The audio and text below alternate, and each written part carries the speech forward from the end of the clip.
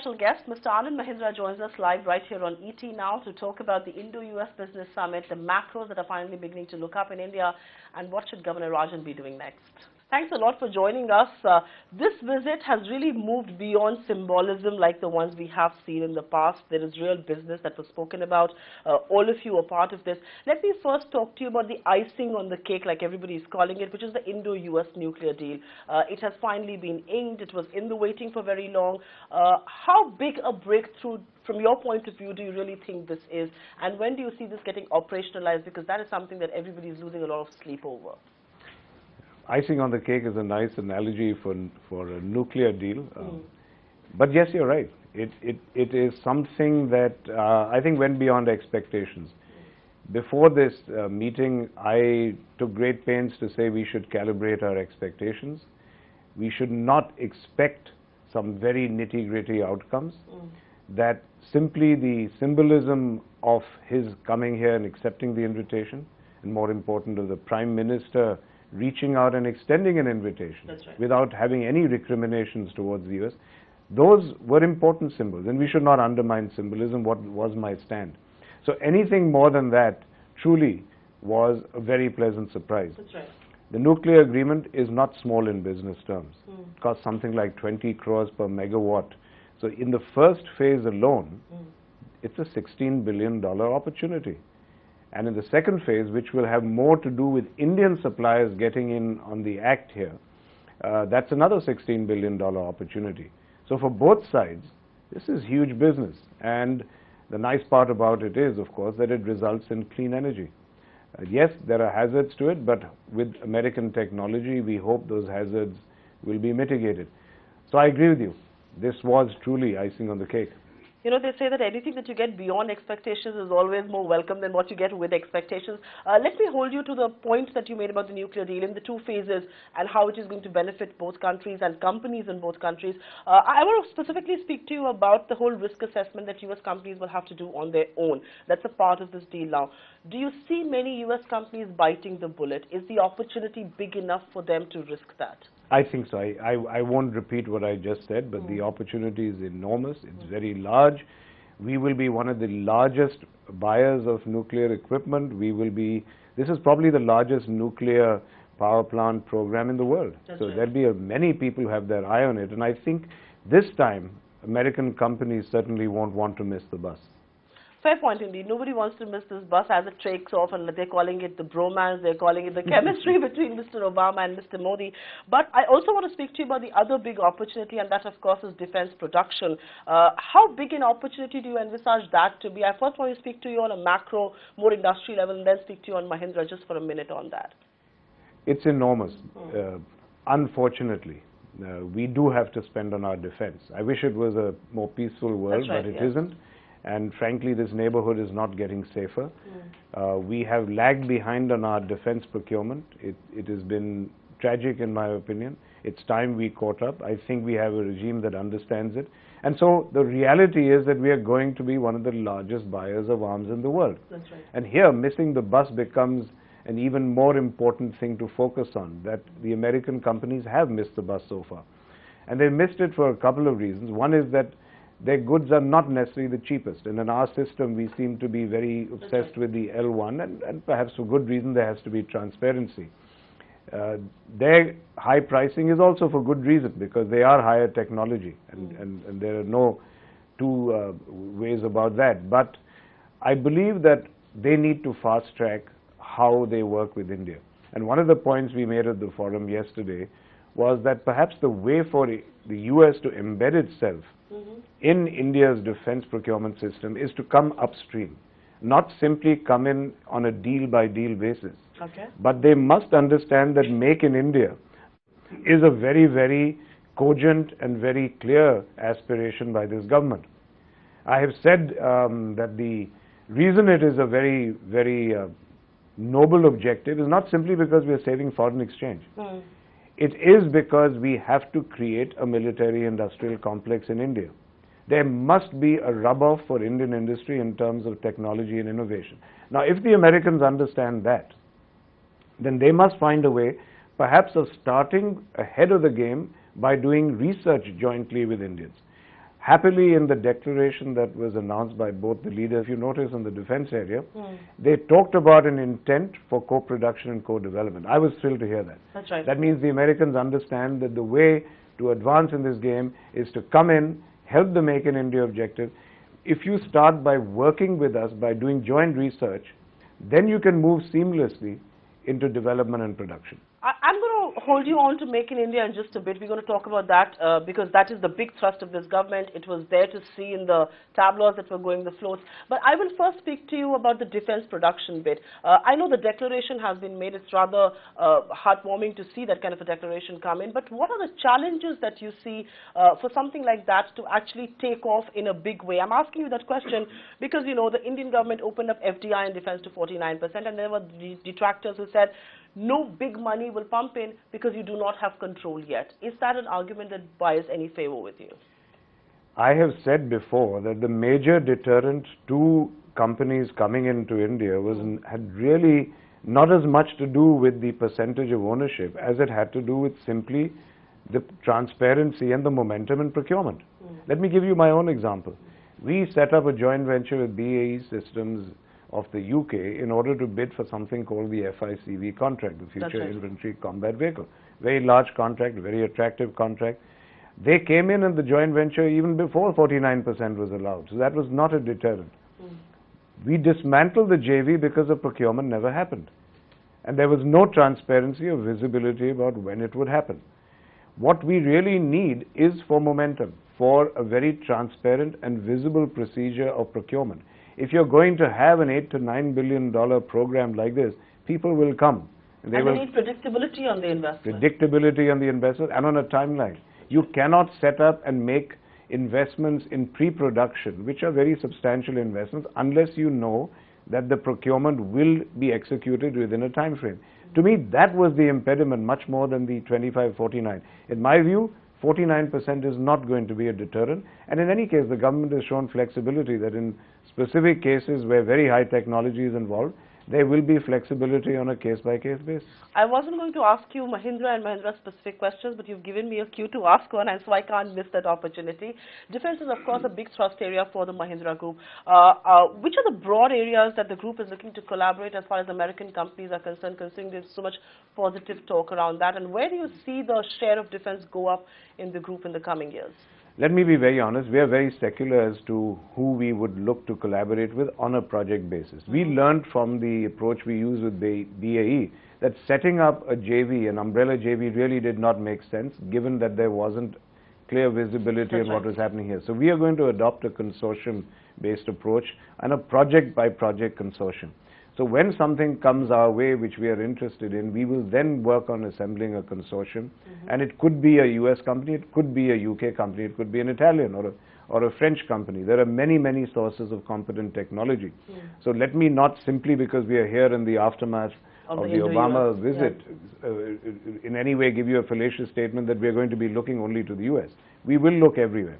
As far as your second question, we have a natural affinity to anything on wheels, so we will be looking at armored carriers, we will be looking at infantry combat vehicles.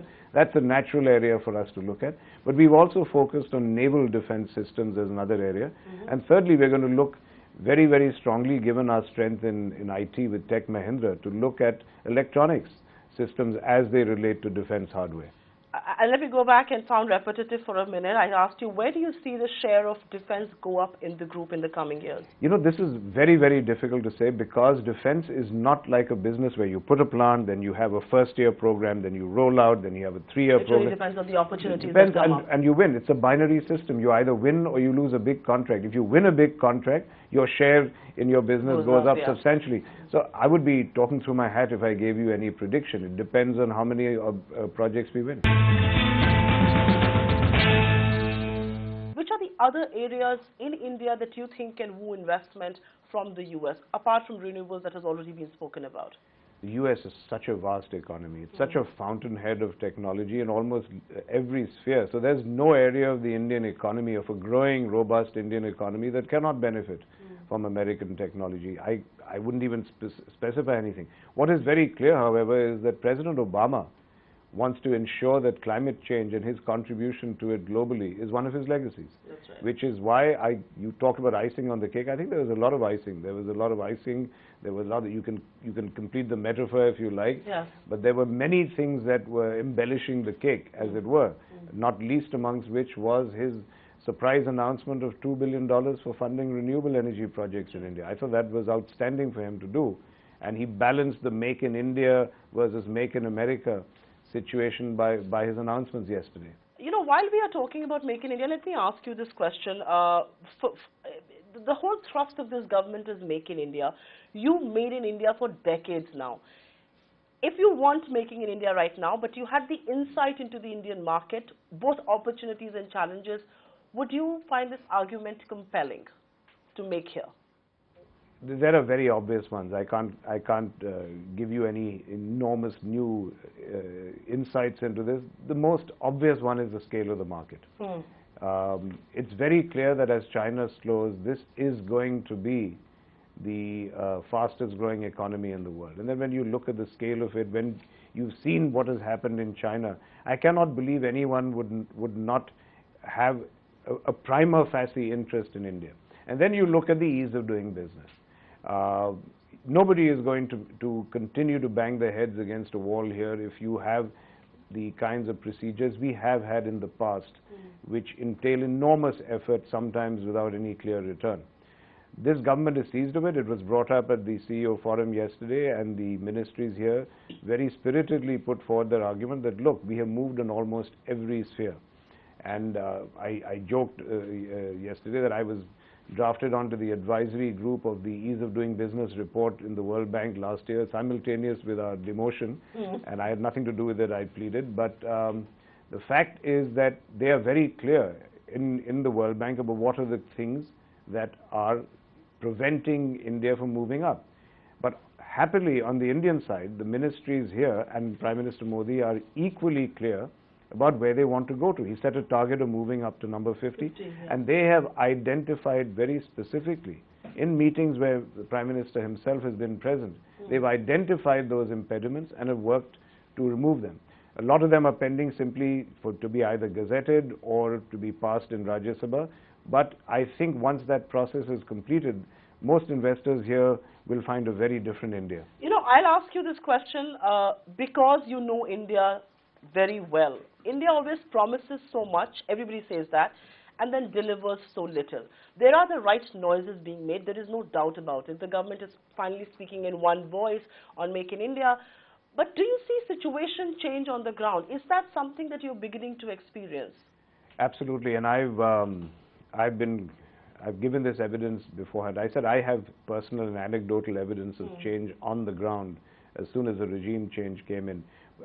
And very specifically, I give an example of a plant in Bangalore for aerospace that we set up, where we were waiting for a license to produce defense goods, and it just was being held up for no reason. It took us ages to get the industrial license in the first place. And with the regime change, when we went in and said we need to get this license to produce goods for defense offsets, and the answer came back, and it's a wonderful answer. It said, you know, we've looked at this, and you don't need to. You can just fill out a form online. And that's what we did. And it changed overnight. And life changed overnight. And you say, wait a minute, things are changing out here. Yeah. Or on our aerospace business, where we bought an Australian company, and there was some anachronistic buggy whip type of rule here that prevented us from selling planes from our Australian subsidiary that we were selling in California. And they were presented here. We met with the aviation ministry, and within a very short span of time, those rules were changed, those archaic rules which prevented us from selling those planes here. So I've seen action on the ground. I've seen action on the ground. I'm not talking only about hypotheses. You know, they say that for Make in India or for Make manufacturing initiative to be a success anywhere, you really have to talk about the big fiscal incentives.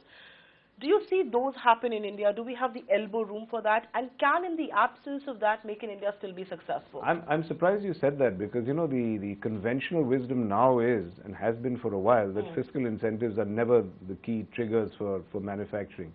In fact, I think very enlightened people have said that they don't want to keep piling on fiscal incentives in the States, unless those incentives are there to counter certain cascading levels of duties and taxes which are anomalous in the first place. But otherwise, it is well known that far more salubrious than a fiscal incentive is simply infrastructure and a growing market. If you have a growing market, people will come. If you have growing consumer spending, people will come. And then you have to provide them an ecosystem in which they can invest, which means tweaking the land acquisition bill. It means providing resources such as happened in the change in the way coal. And tweaking the labor laws. Tweaking the labor laws is also happening in terms of Rajasthan, and I believe that is not unimportant. I'm not afraid to say this has to come to center stage, but that's what they've been saying. We need to see traction on that, and happily we've seen it in one state. More states need to follow and emulate Rajasthan. Let me talk about the thorny issue amidst all the Indo-US Business Forum. Please enlighten me if I've missed a point here, but it looks like the immigration bill doesn't really find much favor as far as the review is concerned with the US. You someone who's a global insider of sorts as far as India is concerned, do you believe the protectionist stance is now a new normal that the world has to adjust to, be it India, be it US, be it anywhere else? Let's presume that protectionism and that stance is the default stance. On one hand, you have the WTO, which is trying to work on a multilateral basis and to remove such impediments, recognizing that world trade could get a huge boost from removing them. That's right. I'm glad India finally signed up with the trade facilitation agreement. We are no longer seen as the big bad the guys, big boys in the East. The bad guys, who prevented that from happening. Because I think the multilateral initiatives are important. We can't give them up. On the other hand, due to the failure of those initiatives, what has sprouted in the last decade has been bilateral initiatives. That's right. So let's just presume that this protectionist stance is a given default initial stance. And then countries have to work together, whether it's on a bilateral investment treaty or any kind of bilateral understandings on trade. Those are the areas where I think India and the US still have to work. I was asked this before these meetings, that do you see any progress on the BIT, the bilateral investment treaty? And I said no. I said these are complicated animals. They have very specific clauses. We should not rush them through because there are things that both sides need to understand. Things are stuck, for example, in ISDS, on the investor-state dispute settlement system. These are thorny issues. They will be sorted out given the atmospherics, which is being much maligned here. Right. But if a very salubrious and receptive climate has been made and commitment has been made by both leaders to resolving issues and towards action, then I think even the BIT will be a reality pretty soon. Considering President Obama, I think right after your meeting did say, he made a statement before he walked into the podium saying that BIT is something that will be a huge benefactor as far as both India and the US are concerned. Do you see that moving forward? And is the impact of a BIT sometimes overestimated, over-exaggerated? People believe it's going to be a big fillip to business. Do you actually see that as an impact that flows through? It depends on whether some of the real issues in this treaty are resolved or not. There are issues of totalization, the visa issues, the immigration issues. There are issues that the Americans want resolved. So this is going to be a hard battle to fight, but I think there is intent. There's very clear intent that was articulated by both sides. We recognize that America is the heavyweight on the world stage. Anyone who thought they had been knocked out of the prize fight has been proven wrong. They're a very robust market. They remain the most innovative market. We're going to have to dance with them on the world stage if we want to grow our own economy. And in that respect, I think a BIT would be a good thing. I wouldn't advocate a BIT with every country in the world, but I certainly think it would be a huge boost for the Indian economy if we could get that done. Let me just shift focus.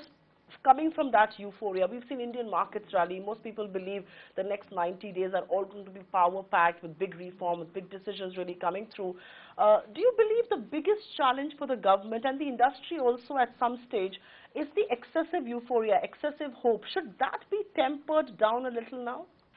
I've been quoted extensively on saying that it's such a good thing to have hype and expectation. We've been in a kind of desert for a while, a desert of aspiration, where there's been a complete paucity of aspiration. You know, when you lose hope, okay, you swing to the other side of the pendulum. I'd rather be in this situation than be in one where there's a complete vacuum of hope.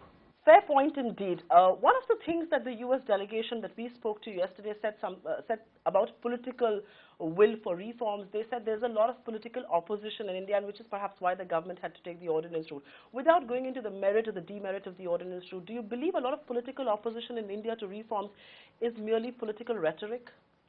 I would hope so. You know, how do you come out and say reform is not good for India? I think the Berlin Wall fell a long time ago. I shouldn't take that long for people to learn lessons about what's good economically for us. And I would hope people would see that it's to the common good if the economy grows. So I would hope that the reform certainly is nothing more than rhetoric. That remains to be seen. As far as the ordinances is concerned, I'm very positive on them because that's about delivery. The entire question has been that all this is talk. You said you interviewed all the American delegations. They want to see the meat. Exactly. They say, where's the meat? Where's the substance? We don't want to go beyond pronouncements. Fair enough. I think what the government has signaled is that we are willing to go beyond just talking. And if it takes an ordinance to get things moving and clear a logjam, we'll do that. The good news is that they are also simultaneously moving on trying to ensure that they do get the Rajya Sabha majority that they do need, and ultimately to ratify these. I don't think there's any kind of illusion that we can continue on with ordinances in the future. But I believe ordinances very clearly signal to the world that this government meant business. Governor Rajan has finally relented. People believe it's his turn to be a dove than a hawk. He's begun to cut rates. I have two questions to ask you. Do you believe this is a decisive turn in interest rate monetary policy stance in India? And for business to flourish and capital to be available, will the RBI require to be more aggressive on the monetary policy stance? I think we don't know whether the rest of the economy will merit it. As Governor Rajan has rightly pointed out, his next monitoring point is going to be the fiscal deficit. That's right. And if we continue to make progress, both in the fiscal deficit for this year and in the targets that are set for next year, then I believe he will have the confidence to continue the path towards cutting the cost of credit. But I wouldn't blame him if the signals turn negative. Then it's not as if we reached a decisive point, so there's no turning back. Certainly there could be a turning back if the economy's health suffers again and there is a need to tighten credit. Well, he should remain alert like all GPs should. But Mr. Mahindra, I have a quick question to ask you, because this is a rather contrarian stance that is being voiced by some quarters in New Delhi, that to boost growth, we will perhaps need to have some elbow room for fiscal slippage. We should not be so obsessed with the fiscal deficit to the last decimal point. We should not worry so much about the rating agencies. Public investment should be boosted, which may amount in a wider deficit, at least for the next year. This year we should meet 4.1%, but 3.6 is perhaps too aggressive given the circumstances. Are you someone who would allow, or are we happy with the elbow room for fiscal slippage, or do you believe, come what may, we must meet our targets? I must be honest, in the past, I have advocated, in fact, a slightly more Keynesian approach, and that we are a country that needs to grow, and that if we get growth, we will find investors, we will find money that will come in from overseas as well as investment locally. Right. That will help in the long term bridge the deficit. I believe we lost credibility somewhere along the That's path. right, yeah. That the deficits widened to the point where we were on the brink of becoming a banana republic. When you looked at how fast our currency was plummeting and That's how right. fast inflation was going. And it took us a long while to get back on track. Regaining credibility with world markets is critical. You cannot lose that. I think it's a little early to simply make statements that we must become Keynesian all over again. We have gained enormous credibility. We should not undervalue that due to Governor Rajan's tight hold on the reins of fiscal management in India. We should not lose that credibility right away. We have been given a huge opportunity and blessing in the form of lower oil prices. That itself, in my opinion, gives this government the elbow room that it needs from a fiscal point of view, provided it continues on its cost-cutting and austerity measures. That's right. I believe falling commodity prices does give that room for us, for the government, to expand fiscally without being seen as irresponsible again. You know, this is the reason why it's a pleasure talking to you. You always give both sides of the story and convince me completely. Thanks very much for being in conversation. Pleasure. Thank you, Supriya.